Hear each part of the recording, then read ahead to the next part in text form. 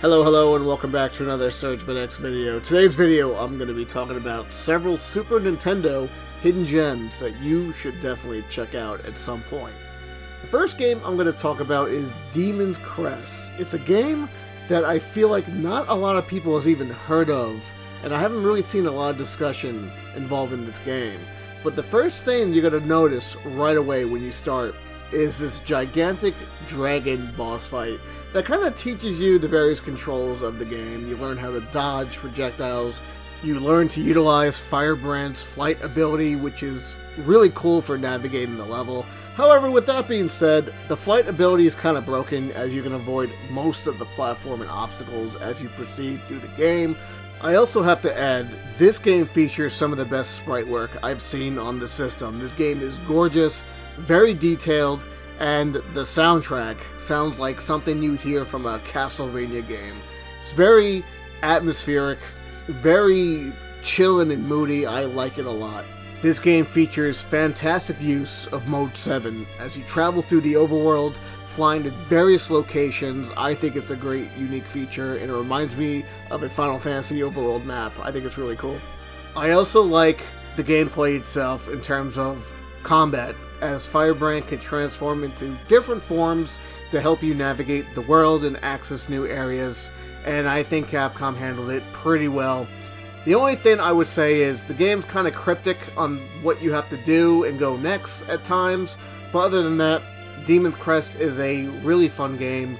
You should definitely check it out if you've never played it before. Next up, we had Uni Racers, and Uni Racers is the kind of game I wish we would see today.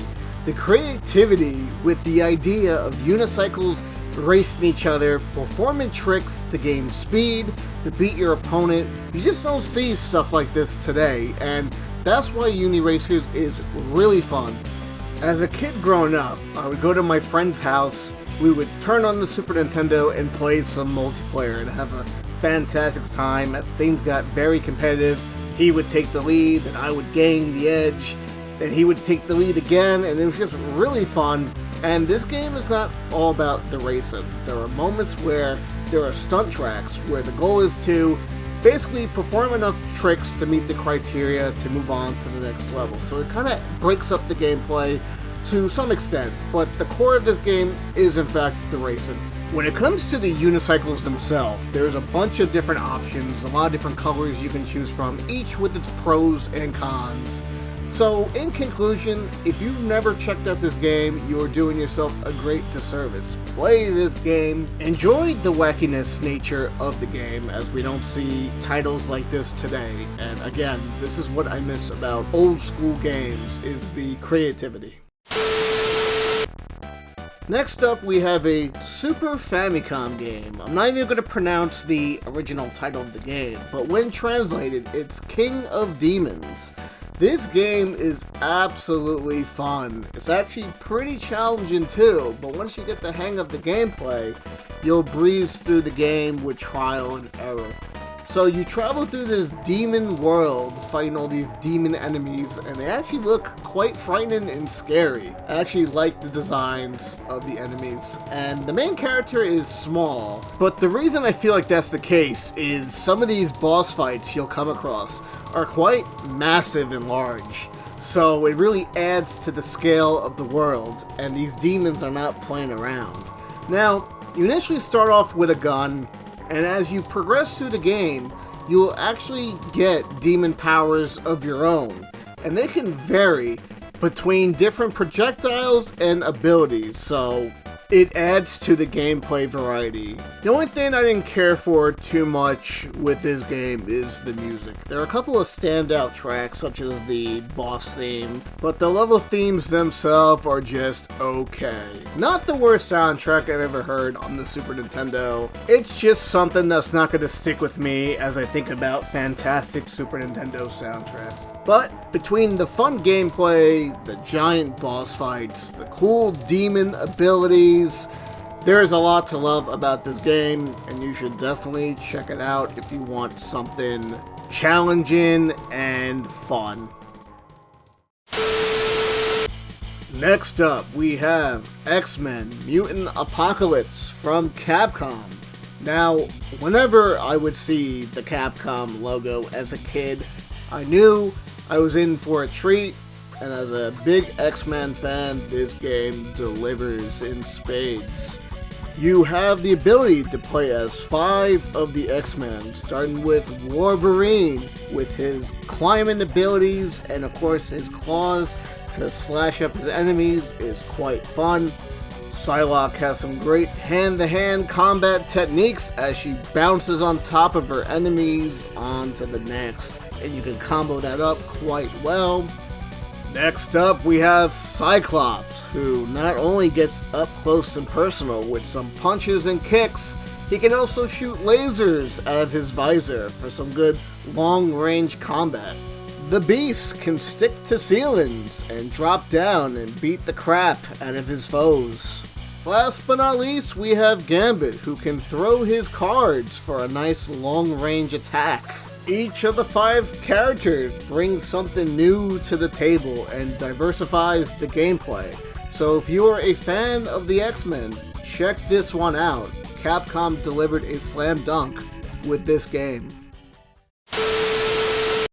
Next up, we have On the Ball, which is a very interesting game compared to the other games I've been talking about on this list. With On the Ball, you simply use the shoulder buttons of the Super Nintendo controller to rotate a map to get this ball to the end goal before the time on the clock runs out. And there are many obstacles on these courses that will deduct your time. Strategically move the ball so that you don't get penalized for your actions. The game starts easy enough, but as you progress through the game, things start to get much harder as new obstacles and hazards are added through each of the courses. This game reminds me of 2 things from my childhood. One is the Sonic 1 special stages with the rotating map, and this wooden marble toy I had where you would set a timer and try to get the marble to the end of the course before it would go off. So, this game is pretty fun for what it is. It's not very long. I recommend you check it out if you're looking for something different. Next up, we have a very fun game with Run Saber. Now, if you were a kid going to your friend's house and your friend had a Sega Genesis and he had Strider and you were thinking to yourself, wow, Strider is so cool. I wish I had a game like that on the Super Nintendo. Well, look no further. Run Saber is essentially very, very similar to Strider in terms of the combat, the way the character moves, climbs on walls, ceilings, and even with the set pieces, as one of my favorite moments of the game is you are on a fighter jet and the plane goes on a loop-de-loop. You're trying to hang on for dear life while you're fighting different enemies and a boss comes out. It gets very chaotic, but in the best way possible. Visually, while this game is no Demon's Crest, this game still features a great art style, as the game definitely doesn't look bad. The music slaps. You're gonna really love the soundtrack to this game. And the ability to play as multiple characters really adds to the fun factor of this game. So, if you never had a Sega Genesis and couldn't play Strider, well, guess what? Run Saber is the next best thing. Definitely check out the game. I had a lot of fun with this one. Last but not least, we have The Magical Quest starring Mickey Mouse. Now, the reason I chose this game to be featured on this video is I believe The Magical Quest gets overshadowed by Castle of Illusion, as I hear people talk about that game all the time, and not so much this game, even though it got 2 sequels, with the 3rd game being exclusive to the Super Famicom. This game was created by Capcom, and Capcom has been on fire with its 16-bit releases, especially when it comes to Disney properties. And what makes this game extremely fun is the amount of abilities Mickey Mouse has. So, he'll become a sorcerer at one point, which gives him the ability to breathe underwater and fly on magic carpets, and of course, use his spells to defeat enemies. Mickey can also become a firefighter, which allows him to spray a ton of water at enemies. He can put out platforms that are on fire so that he can progress through the levels. Mickey can also become a mountain ranger and fling a hook to objects to scale up mountains and grab various objects to fling back at your foes.